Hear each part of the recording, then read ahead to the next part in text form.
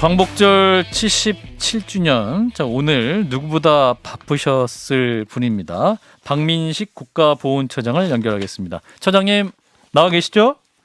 안녕하세요. 박민식입니다. 예. 자, 처장 되신 지 석 달 조금 지났습니다. 어떠신가요? 이제 완벽하게 적응되신 겁니까? 예, 그렇습니다. 저는 다른 사람들이 어떻게 생각할지 몰라도 대한민국에서 가장 중요한 일이 우리 보훈이다. 네. 대한민국의 정체성을 확립하는 거라고 생각을 하고 사명감을 가지고 열심히 일하고 있습니다. 예, 그러시군요. 최근에 이제 단 한 분의 독립유공자도 무적으로 남지 않도록 하겠다라는 다짐을 밝히셨는데, 이게 무적이라는 게 무호적을 말하는 거죠? 그렇습니다. 우리가 보통 학적부 또 호적부 국적 이런 게 다 중요하지 않습니까? 공적인 어떤 인증 서류라고 할 수 있는데 예. 좀 쉽게 말씀을 드리면 우리 국민들이 제일 좋아하는 시인 중에 윤동주 시인이 있지 않습니까? 그렇죠. 근데 윤동주 시인이 사실은 그 호적도 없고 그래서 지금 중국의 그 어떤 포털 그 바이두 그런 데 보면은 중국 사람이다 이렇게 주장을 하고 있어요.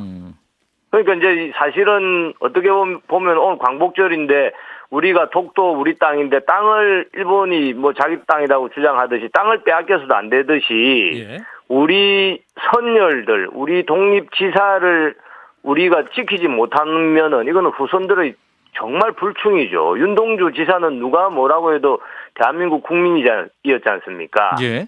그러면은 후손들이 윤동주 시인을 우리 어떤 국민으로 딱 지키려면은 우선 공적인 서류로 확정을 해줘야 된다. 예, 그런 의미가 있는 것이죠. 그래서 윤동주 시인을 비롯해서 이번에 많은 156분의 그 애국지사분들을 대한민국 국민으로 확정을 하는 절차를 우리 국가보훈처 직권으로 밟았고 또 나머지 지금 또 한 159분이 계신데 예. 절차를 계속 밟을 예정에 있습니다. 그렇군요. 이 무적인 독립유공자가 156명 있었다는 건 놀랍습니다만 그 안에 또 윤동주 시인도 있다는 게 놀라운데 그럼 그동안 왜 이게 안 됐던 건가요? 아무래도 이제 이게 우리가 기분으로 그냥 우리 국민이다 이렇게 공적 서류를 만들 수는 없고 예. 나름 여러 가지 이제 후손들의 어떤 그 정언이다 또 여러 가지 그 당시에 이제 장부 같은 게 있어야 되는데 예. 우리가 나라를 빼앗기고 또 시간이 또 오래되었기 때문에 그런 서류나 장부를 찾기가 어려웠습니다. 예.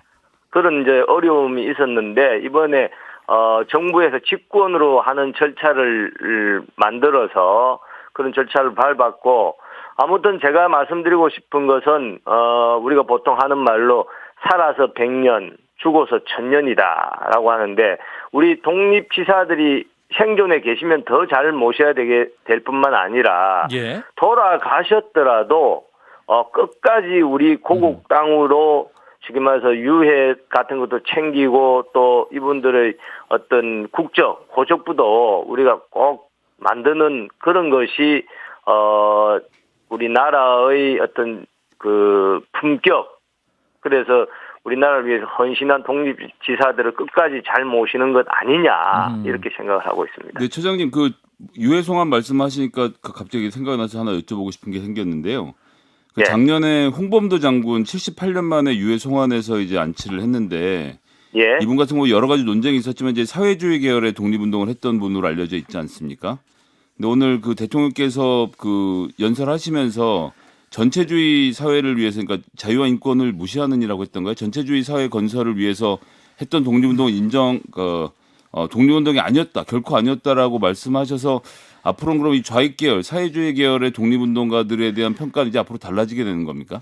아니 대통령님 말씀은 쉽게 말해서 우리 독립지사들이 자유와 민주공화국을 만들기 위해서 독립운동하신 거지 않습니까? 네. 나라를 되찾는데 그 의미라는 것이 우리 국민들의 자유와 인권을 전제로 하는 것인데 예컨대 그 지향점이 자유와 인권을 말살하는 그런 전체주의 국가를 지향한 분이라고 하면은 우리는 받아들일 수 없다라는 것이죠. 예를 들어서 그렇기 때문에 예를 들어서 독립운동을 하셨는데 마지막에 근데 북한 정권에 협조를 한 분이다.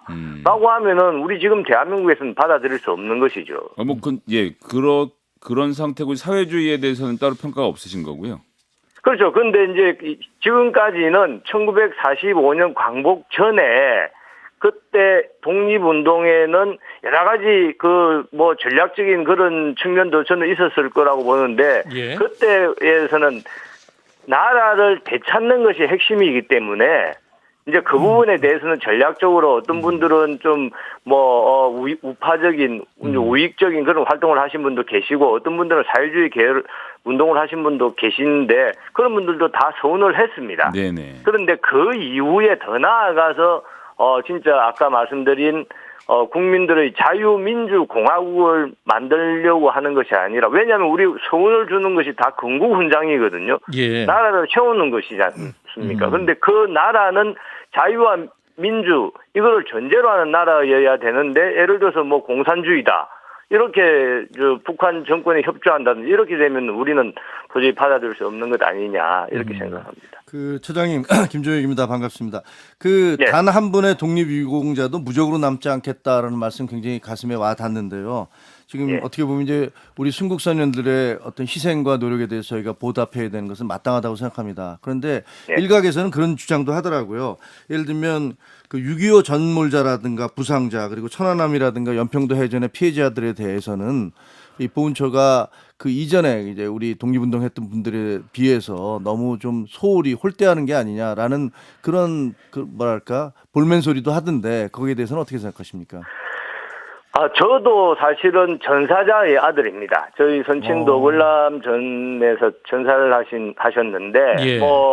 이제 정부의 여러 가지 재정 능력이 한계가 있기 때문에, 그런 분들의 그런, 지적도 저는 겸허히 수용을 하고, 앞으로 국가보훈처에서 우리 호국에 대해서 또 조금이라도 흠이 없도록 최선을 다할 생각입니다. 그래서 제가 보훈처장으로 임명된 이후에 우리 천안함 생존 장병분들 또 연평도 해전 또 6.25 참전 베트남 참전에 나라를 위해서 희생하고 헌신한 분들 나름대로 열심히 좀 만나 뵙고 그분들의 목소리를 정책에 10분 반영하려고 노력을 하고 있습니다. 좀 지켜봐 주시기 바랍니다. 예, 아까 이제 김성현 소장님이 이제 사회주의 계열 독립운동가 말씀하셨는데 그 백마탄 여장군이라 불렸던 김명시 선생 이번에 이제 독립유공자로 인정이 됐습니다. 재심 끝에 결정된 걸로 아는데 처장님이 이제 결정하신 거죠? 재심 결과 문제 없었다 판단하신 겁니까? 아니, 이제 솔직히 말씀드리면은 예. 이게 국가보훈처장이 이래라 저래라 하는 것이 아니라 예. 사실은 저도 들어와서 상당히 놀랐습니다. 아하. 우리 국가보훈처의 이런 절차가 판결 절차만큼이나 까다롭고 엄격하더라고요. 예. 그래서 여기에 재판같이. 공적심사위원회라는 것이 있습니다. 예. 그래서 거기서 제가 알기로는 2019년 한 3년 전에는 맨 처음에 통과를 했는데 1심에서 통과를 했는데 예. 이제 2심에서 그게 보류가 되었습니다. 아하. 그 보류된 이유는 뭐냐면 아까 제가 말씀드린 것처럼 이제 이 김명시 선생이 독립운동한 것은 맞는데 나중에 이 어떤 건국의 과정이나 이런데 좀 우리가 지향하는 거하고 다른 거 아니냐. 예.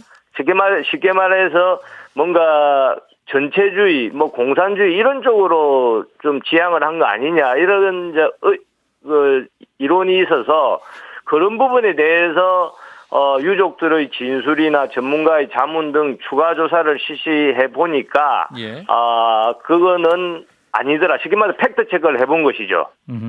그래서 그런 의혹은 사실이 아니다 이렇게 밝혀져서 이번에 소원이 된 거로 알고 있습니다. 예, 이제 김명시 선생님 모르시는 분들에서 말씀을 드리면 이제 1945년 12월 23일자 동아일보 일면에 보면 조선의 짠다르크로 표현이 되어 있습니다. 그리고 예. 2,000명을 거느리고 항일전에 활동해서 무운을 세운 여장군 이렇게 해서 소개가 된 분. 이분이 이제 이렇게 새롭게 평가를 받아서 인정이 됐다는 거군요. 그렇습니다. 예. 자, 처장님 앞으로 국가보훈처 활동 이제 올해 또 앞으로 남은 기간 어떤 활동 계획하고 계시는지 말씀을 해주시면. 뭐 한마디로 저는 뭐 미국이나 또 다른 나라에서 좀 배울 건 배워야 되는데 예. 기본적으로 좀 나라의 품격을 생각한다라고 하면 군인이나 경찰, 소방관 등 제복을 입은 사람들에 대한 우리나라 그동안에 좀 비하하고 조롱하고 뭐 이렇게 했던 문화가 사실은 저는 있었다고 보는데 예. 이거 좀 꼭 좀 바꾸고 싶은 것이 제일 소망입니다. 아무튼 자신보다는 우리 공동체를 위해서 희생한 사람들에 대해서는 국가가 끝까지 책임져 줘야 된다. 이것이 우리 윤석열 정부의 핵심 모토입니다. 예, 제복을 입은 사람이 군인이나 경찰 뭐 이런 분들을 말씀하시는 건 미국 사회 같은 경우는 또 군인에 대해서 굉장히 존경하는 그런 게 있기 때문에 그런 걸 또 우리 그렇습니다. 사회에도 꼭 도입해야 되겠다 이런 말씀이신 것 같고. 근데 마지막으로 그 이번 주가 이제 윤석열 대통령 취임 100일이 되지 않습니까? 예, 예. 최근 이제 뭐 당 상황도 좀 어려워 보이기도 하는데 어떤 조언 해줄 수 있으실까요?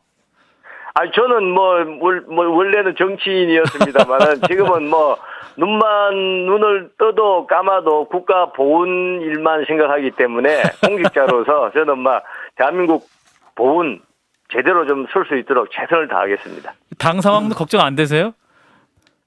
저는 공직자입니다. 알겠습니다. 차장님 오늘 말씀은 일단 여기까지 듣겠습니다. 고맙습니다. 감사합니다. 네, 박민식 국가보훈처장이었습니다. 좋아요? 구독! 알림 설정.